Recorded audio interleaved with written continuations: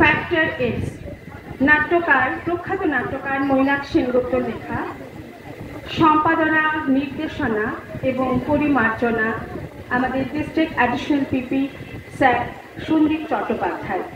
নাটকের 4টি চরিত্র: রমিন সৌমিন বিশ্বাস, অ্যাডভোকেট সৌমিন বিশ্বাস, কবিতা আমি বর্ণালীদের, সুলগ্না অ্যাডভোকেট মৌসুমী পাল, রাজীব দত্ত স্যার সন্দীপ চট্টোপাধ্যায়। শুরু হচ্ছে নাটক ফ্যাক্টর এস।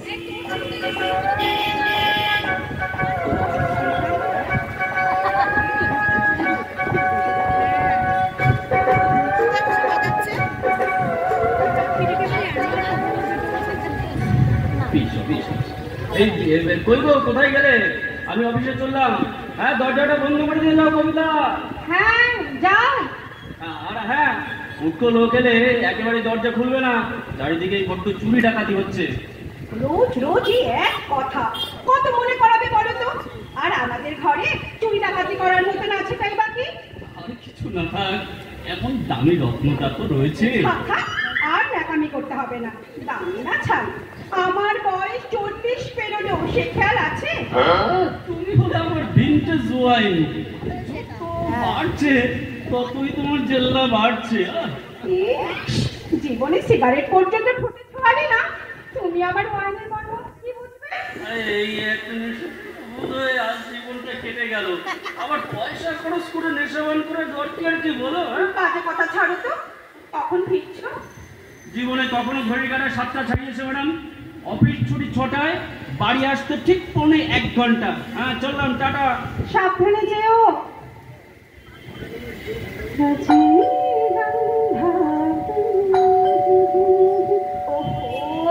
এখন আবার কে এলো? আরে সুলগ্না যে, এসো এসো এসো ভাই। হ্যাঁ কবিতা, রমেনদা অফিস চলে গেছেন? হ্যাঁ, এই তো বেরোলো। বেরিয়ে গেছেন? তাহলে কাজটা হলো না, আমি যাই গো।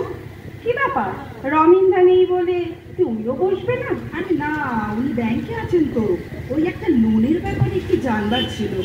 ও তাই বলো, আমি ভাবলাম কি না কি ব্যাপার। রমেনদার সঙ্গে আবার কি ব্যাপার থাকবে ভাই? উনি তো ওনার কবিতাতেই উলঝুল হয়ে আছে। এই আবাসনে এমন কোনো পুরুষ আছে যে আমার সাথে গায়ে করে কথা বলে না?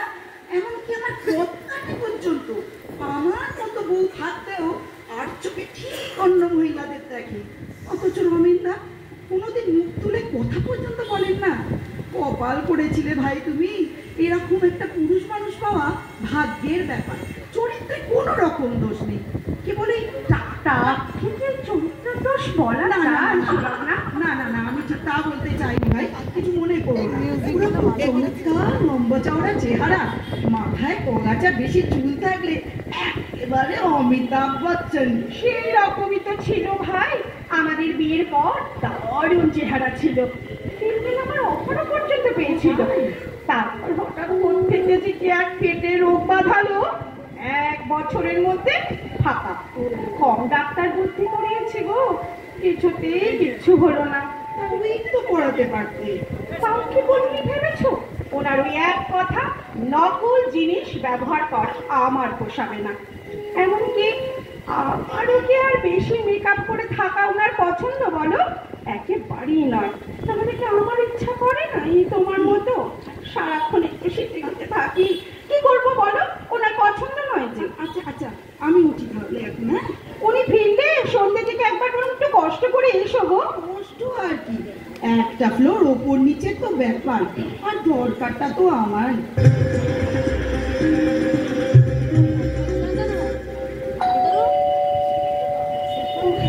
এই অসময় আবার কে এলো রে বাবা?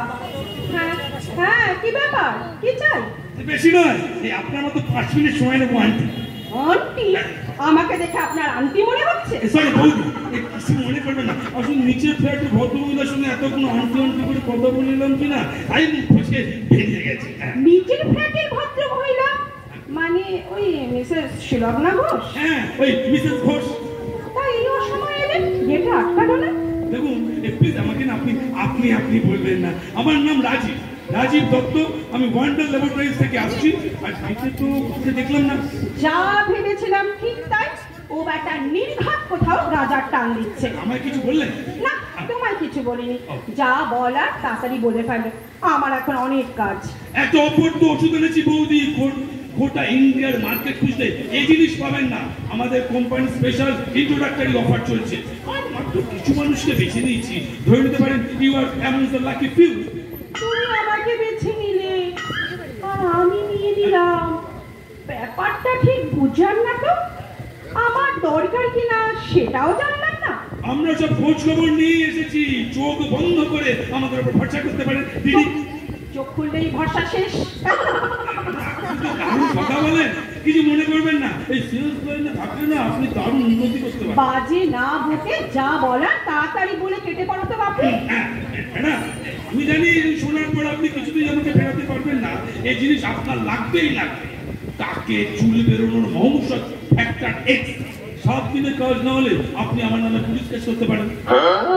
তুমি জানলে কি করে? কদিন ধরে আমার এত চুল উঠছে। চিচি বৌদি, আপনি ভুল বুঝছেন। এটা আপনার জন্য নয়, আঙ্কেলের জন্য। বৌদি, আঙ্কেল।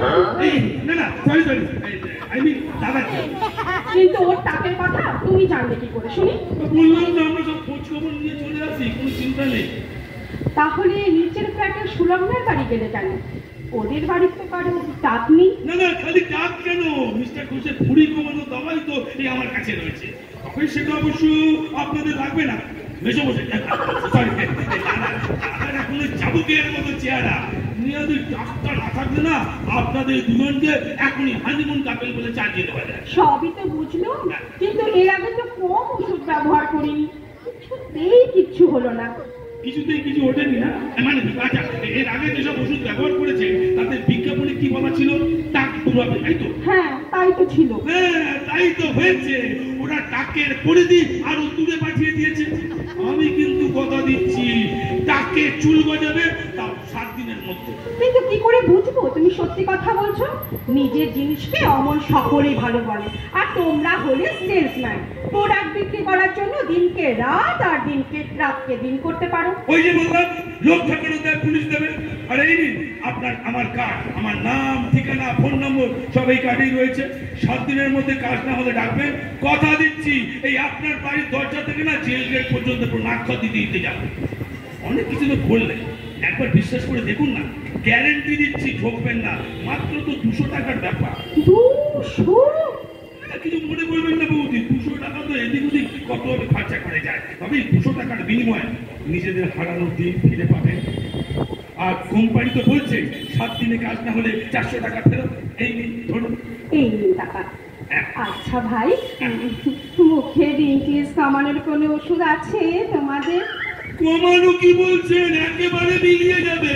এক ফাইল লাগালে একবারে জোর করে 20 বছর কমে যাবে। তবে আবার কি? নবযৌবন মানে লোকসংখ্যা এখনো বাজারে আসে, তবে এসে পড়লো বলে বড় তোলার মাঝখানে। তাহলে বেরোলে কিন্তু 1 ফাইল দিয়ে যেও, এই এখন থেকে বুক করে রাখুন। অবশ্যই দিয়ে যাবো বৌদি। আর একটা কথা, এবার কিন্তু আর নিচের ফ্ল্যাট হয়ে নয়, সরাসরি আমার কাছেই আসবে। পাগল হয়েছে না? নিচের ফ্ল্যাটে যায়? আমার কথা তুই আন্টি বিশ্বাসই করলো না, শুধু সময় নষ্ট। আসলে আসি আন্টি। বৌদি, কোনো সমস্যা হলে আমায় ফোন করবে। বিভিন্ন ধরনের সমস্যার সমাধান আমার কাছে আছে। আজকে আসি।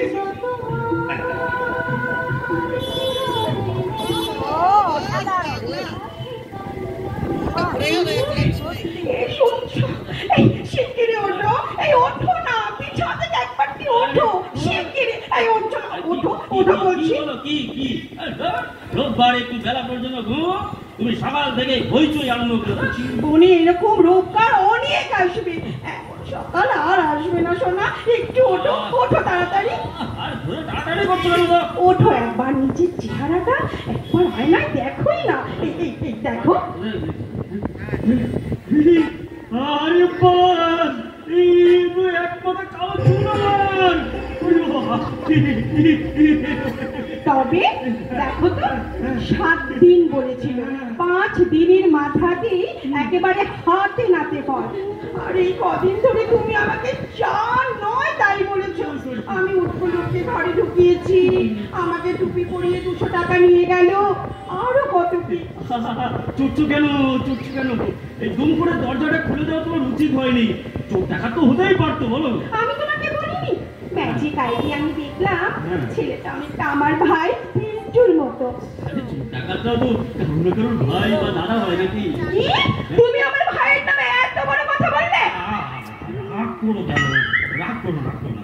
আমি মনে না বলতে চাইনি, তুমি ভুল বুঝছো। আসলে দেখো তুমি অনেকবার ঠকেছো তো, তাই। এই ছেলেটা যে আমাকে ঠকাবে না তা আমি প্রথমেই বুঝেছিলাম। কিভাবে? কেন তোমাকে আমি বলিনি? খুব স্মার্ট আর বুদ্ধিমান ছেলে। কত মেকআপের মধ্যেও ঠিক 16 বয়স বুঝে ফেলেছে। সারাক্ষণ ওকে নাকি আন্টি আন্টি করে কথা বলেছে। আমাকে অবশ্য দু একবার বলে ফেলেছিল, তবে খুব তাড়াতাড়ি শুধরে নিয়েছে। খুব ভালো হয়েছে বলো। ভাগ্যের সুলগ্না ছেলেটার কথা বিশ্বাস করেনি, না হলে দিনটার ঘড়ি কমিয়ে একদম ইয়াং ম্যান হয়ে যেত। হ্যাঁ গো, অবশ্যই একটু ছুটি নাও না, কদিন একটু বেরিয়ে আসি। ছুটি? এই ছুটি এখন? এখন তো কাজের খুব চাপ। না না না, আমি কোনো কথা শুনবো না। তোমাকে ছুটি নিতেই হবে আজ থেকেই। কিভাবে ম্যানেজ করবে তুমি জানো। তোমার এই বেরোনো চুল বেরোনো সেলিব্রেট করবো। আমরা আবার হানিমুনে যাবো। আর তোমার ওই নবযৌবন বসনটা যখন আসবে তখন না হয় আরেকবার হানিমুন যাবো, কি বলো? আমি তো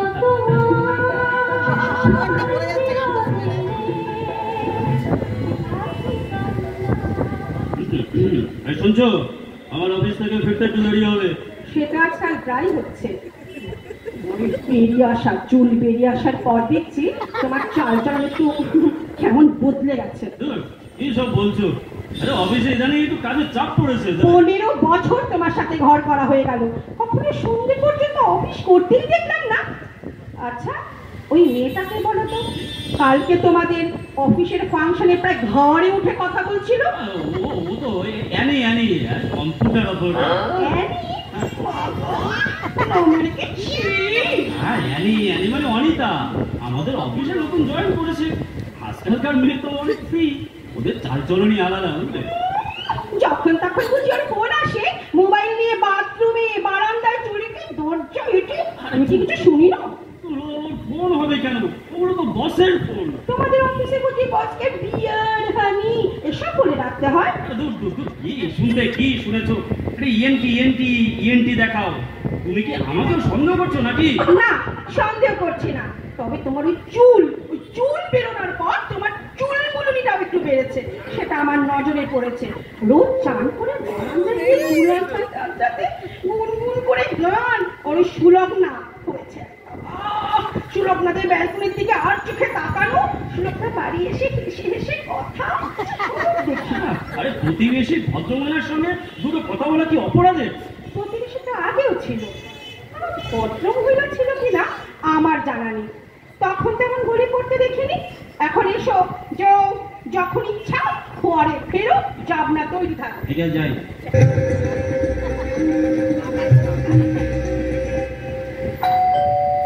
কে কে?